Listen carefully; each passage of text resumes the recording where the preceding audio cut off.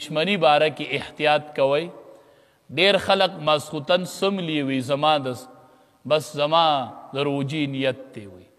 دا ډیره کم فهمي ده زمونږه، کم علمي ده زمونږه. حدیث مبارک کې راځي ان الله و ملائکته یصلون علی المتصحرین. الله او د الله ملائک په پښمنی کوونکو باندې رحمتونه رالیږي. پښمنه دا مستحب عمل دی، دا ډیر د برکت خوراک دی، د پښمنی خوراک. علما وایي چې حلال خوراک نو د پښمنی د خوراک حساب نشته دی، خو چې خوراک حلالي نو پښمنی کې اهتمام کو. حدیث مبارک کې راځي علما وایي یو ګوټ اوبه وسکا، یوه کجوره وخوره، خو مستحب عمل دی په دې نیت وکړه چې امام الانبیا کړی وی. رسول الله صلی الله علیه وسلم با چې د پښمنی دعوت چاته ورکو به ورته وی راشه د برکت خوراک وکړه، راشه د برکت خوراک وکړه، راشه د برکت خوراک وکړه.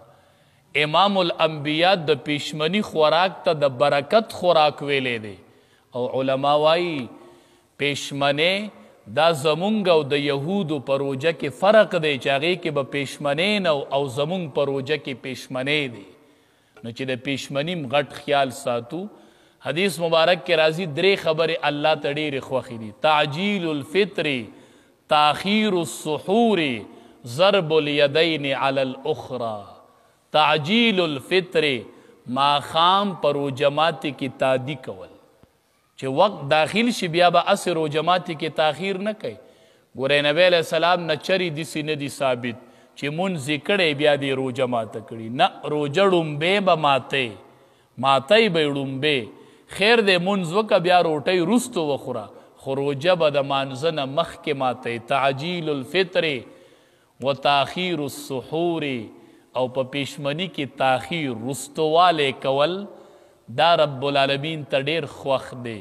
خو ګورئ دومره رستوالی هم نه چې سړی بیا شکي چې سبا ختلی و او که نو ختلی، دې سره خو روژه خرابیږي. ضرب الیدین، او وی چې په مانځه کې سړی ولاړي او یو لاس په بل لاس کیدي داسې.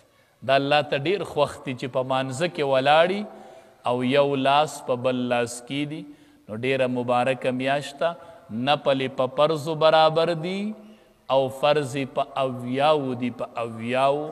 او دا یاد ساتئ چې کم خویم په رمضان المبارک کې پیدا کو، علما وایي د دې اثر د بل رمضانه پوری انسان کې پروت دي. دې کې ښه خویونه په ځان کې پیدا کو، دې کې ځان د قرآن سره اشنا کو، دې کې ځان د اوږدو اوږدو منځونو سره اشنا کو.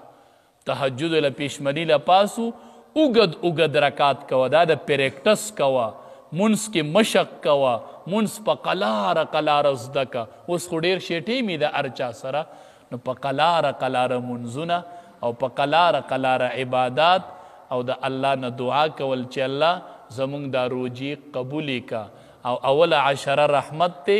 علما وی رب اغفر ورحم وانت خیر الراحمین، چې پارغ ټیم میلاویږي په لارم روانې. رب اغفر ورحم وانت خیر الراحمین. اوله عشره کې د دې کوشش کوئ چې دا وکړلی شي. رب العالمین دې د عمل کولو توفیق راکړي.